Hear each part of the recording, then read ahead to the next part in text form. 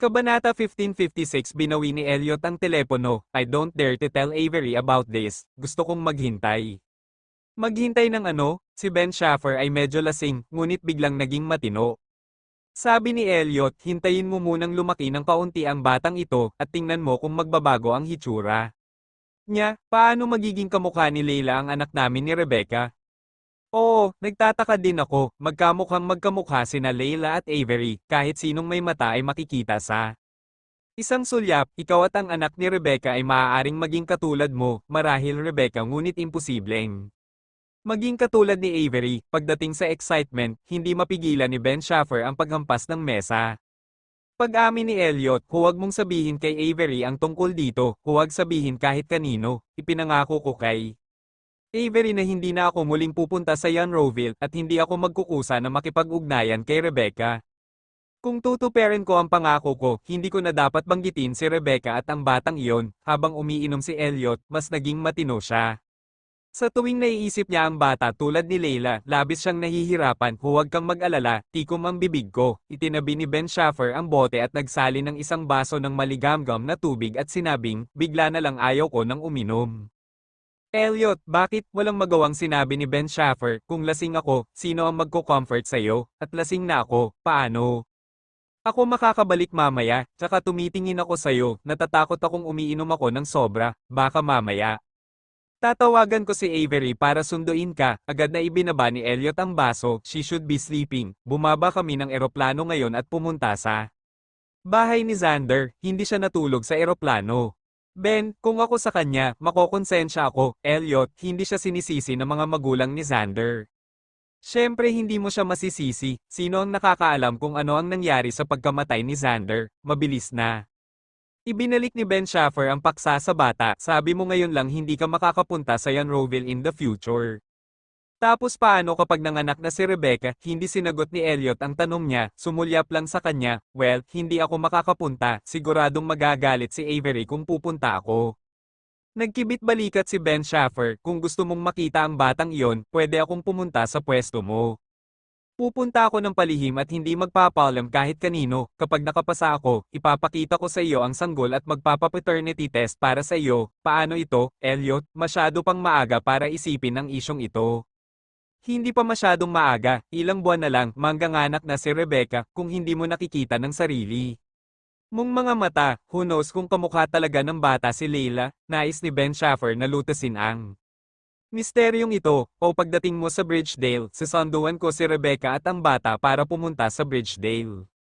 Kasama niya at maaari kayong magkita. Nadama ni Elliot na ang panukalang ito ay walang katotohanan. Kung talagang gusto kong makita ang batang iyon, maaari kong dalhin si Avery upang makita ito ng hayagan.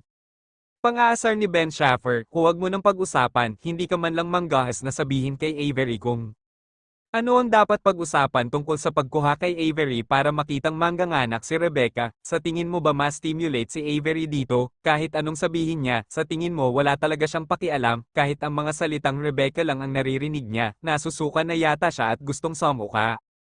Ang mananipis na labi ni Elliot ay naglinya. Ayon sa sinabi mo, maghintay hanggang sa patuloy na lumaki ang bata at tingnan kung magbabago ito. Nang makita ni Ben Schaffer ang kanyang malungkot na mukha, hindi nakatiis si Ben Schaffer, at hinikayat, huwag kang mag-alala, pareho lang kayo ng anak ni Rebecca, ito ay magiging katulad mo at ni Rebecca, ngunit imposibleng maging katulad ni Avery. Elliot, sige. Ben, kung ito ay talagang katulad ni Avery, ito ay isang mutation. Ngumiti ng hindi maganda si Ben Schaffer. Elliot, variation, may ganyan ba? Kalokohan ang sinasabi ko, paano ko ito maiintindihan? Hinawakan ni Ben Schaffer ang kanyang baba at sinabing, kapag nagkaanak na si Rebecca, pupunta ako sa Yanroville para makita, pupunta ako at makikita ko sa pangalan mo, ako mismo ang makakakita, kahit anong gusto mo, hindi siya makontrol ni Elliot. Sabi mo tatawagan ko si Gwen mamaya at sasanduan niya ako, papansinin niya ba ako? Biglang gustong uminom. Ulit ni Ben Schaffer, hindi ko alam, binigyan siya ni Elliot ng ideya, you can try, kung hindi kanya papansinin, pwede kitang ibalik sa bahay ko. Okay, Pagkatapos ay susubukan ko, kinuha ni Ben Schaffer ang bote ng alak na may labis na interes, nagbuhos ng kaunting alak, kukulangin ako sa pag-inom at magpapanggap na lasing mamaya, kung lasing talaga ako, wala akong malalaman, makalipas ang kalahating oras. Kabanata 1557 nakatanggap si Gwen ng tawag mula kay Ben Schaffer, naligo na siya, nakahiga sa kama, at nagbabasa ng maikling video para mag-decompress, biglang nag-pop up ang tawag ni Ben Schaffer, at napaupo siya bigla. Kinuha niya ang telepono, at paputol-putol ang boses ni Ben Schaffer, Gwen, I drinks too much, can you come pick me up? Kasabay ng mga salitang ito, nagkaroon ng alak. Tila sinundan ni Gwen ang mga radio wave at naamoy niya ang masangsang na amoy ng alak. Napakalamig sa labas, kaya hindi kita sasanduan, walang pagdadalawang isip na tinanggihan ni Gwen ang kanyang kahilingan, pagkatapos tumanggi, nabagabag ang kanyang budi, at idinagdag niya, makakahanap ka ng malapit na hotel na matutuluyan, ano ang ginagawa mo rito sa gabi, hindi na kailangan, nairita si Ben Schaffer sa kanyang walang awa na sagot. Hindi ba kayo uminom ng pangalawa kong kapatid, nasaan ang pangalawang kapatid ko, lasing din, nang? Makitang hindi umimik si Ben Schaffer, nagtanong si Gwen. Napabuntong hininga si Ben Schaffer, gusto akong ibalik ng iyong pangalawang kapatid sa bahay niya, pero hindi. Maganda ang paa niya, paano ko hihilingin sa kanya na tulungan ako sa higit sa 100 pounds? Gwen, kung gayon, maaari kang pumunta ng mag-isa. Ben, lasing ako, napaisip si Gwen, nag-aatubili pa ring tumakbo ng 12-dosenang kilometro para sunduin siya sa malamig na panahon, tapos hilingin mo sa pangalawa kong kapatid na isakay ka sa taxi, hindi kita i-lock ang pinto at hihintayin kita, bumalik ka na, okay, ito ang limitasyon na kayang gawin ni Gwen para sa kanya. Kailangan niyang magsanay bukas, ang pagpupuyat magdamag sa paghihintay sa kanyang pagbabalik ay sapat na sa pagmamahal. Medyo nasaraan ng loob si Ben Schaffer noong una, ngunit nang marinig niya ang kanyang mga salita, agad siyang naduguan, mabuti, babalik ako ngayon, inilagay ni Elliot si Ben Schaffer sa kotse, at pagkatapos ay naglakad pabalik sa villa. Alas 10 na ng gabi at sumipol ang malamig na hangin sa kanyang tenga, tumama ang malamig na hangin sa kanyang balat at may isang uri ng sakit na nalaslas ng kutsilyo. Orihinal na 10 minutong paglalakbay, naglakad si Elliot pauwi sa loob ng 5 minuto. Bukas ang ilaw sa kwarto, itinulak ni Elliot ang pinto, at nakita si Avery na nakasandal sa gilid ng kama, binuklat ang mga materyales na dinala pabalik sa study ni Xander. Bakit hindi ka pa natutulog? Hinubad ni Elliot ang kanyang coat, pumunta sa kama at umupo. Naamoy ni Avery ang mahinang amoy ng alak sa kanyang katawan, at biglang nagutom ang kanyang tiyan. Di ba sabi mo dalhan mo ako ng merienda sa gabi? Ibinaba ni Avery ang mga dokumento at hinimas ang tiyan. Nakalimutan mo ba, biglang nanlamig ang ekspresyon ng mukha niya. Nakalimutan ito ni Elliot dahil nakipag-chat siya kay Ben Schaffer tungkol sa bata sa Younroville, labis siyang nag-alala, kaya nakalimutan niyang dalhan ito ng merienda sa gabi, bibili ako para sa iyo ngayon, agad na bumangon si Elliot at kinuha ang kanyang coat, ano ang gusto mong kainin? Kalimutan mo na, iinom lang ako ng tubig, inangat ni Avery ang kubrekama at bumangon sa kama, masyadong malamig sa labas, kahit ilang taon akong manatili, hindi ako sanay sa klima dito. Looking at her slender back, Elliot's Adam's apple rolled, anong gusto mong kainin? Bibili ako, hindi ako nilalamig. Elliot, hindi kita masisi kung nakalimutan mo akong dalhan ng merienda sa gabi, itinaas ni Avery ang baso ng tubig at humigop, nakatulog lang ako at binabangungot ako, kaya nagising ako, hindi kita hinintay. Kabanata 1558, anong bangungot? Hindi ibinaba ni Elliot ang kanyang coat. Isang kakaibang panaginip, hindi man lang ako naglakas loob na sabihin ito, kumunat ang noo ni Avery. Panaginip lang, peke lahat, nag-alinlangan si Elliot at nahulaan na panaginipan mo ba ang nangyari sa Younroville? Tumango si Avery at muling umiling na panaginipan ko si Xander, maganda ang relasyon ni Xander noon. Bagamat ilang taon na walang kontak, ganoon pa rin ang pakiramdam na makita siya muli, pero ngayon lang ako nang arap na naging masamang tao siya. Elliot, masamang tao, anong ginawa niya sa panaginip?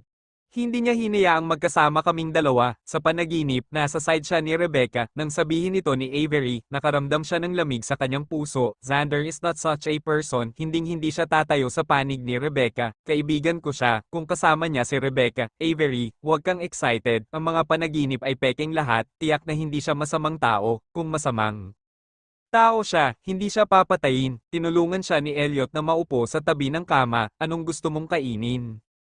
Bibilhin ko ito, Avery, sinabi ko sa iyo na huwag lumabas at bumili nito. Ayokong makaramdam ka ng gutom, Elliot looked at her solemnly, kagagaling ko lang sa labas, hindi talaga ako nilalamig. Okay, sabay na tayong lumabas, hindi inaantok si Avery, kaya kinuha niya ang kanyang coat at lumabas kasama niya. Ayoko talaga kumain ng kahit ano, Tere kain tayo mamaya, paano nakabalik si Ben Schaffer? Tinawagan ko siya ng taxi, lumabas ang dalawa sa villa at sabay na naglakad sa malamig na gabi.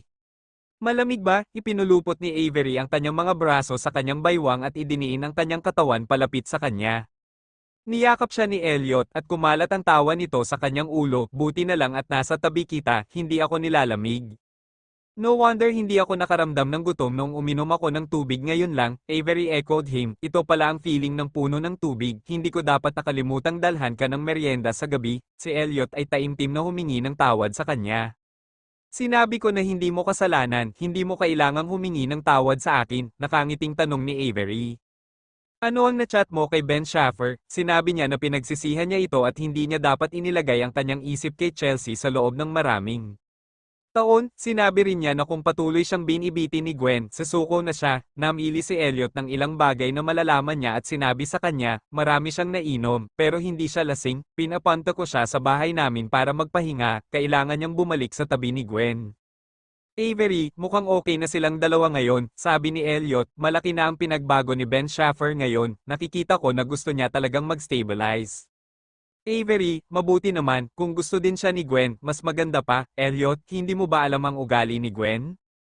Umiling si Avery, hindi niya ito sinabi sa akin, nakatuon na siya ngayon sa kompetisyon at wala ng oras para mag-isip pa ng kung ano-ano, nang bumalik si Ben Schaffer sa tirahan ni Gwen, 11 PM pa lang.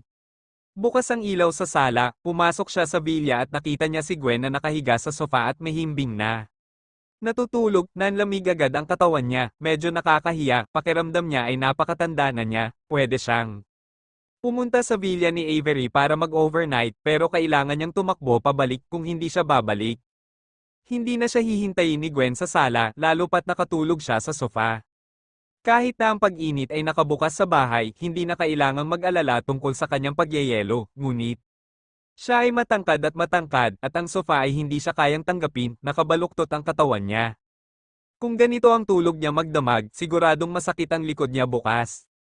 Lumapit si Ben sa sofa, gusto siyang buhatin sa kwarto para matulog, dahil dito, binuhat niya si Gwen at agad namang nagmulat ng mata si Gwen. Kabanata 1559 matapos makita si Ben, nagsalubong ang mga kilay ni Gwen at kumunat ang kanyang mga braso. Nang makitang malapit na siyang bugbugin, mabilis siyang inihagis ni Ben Schaffer sa sofa.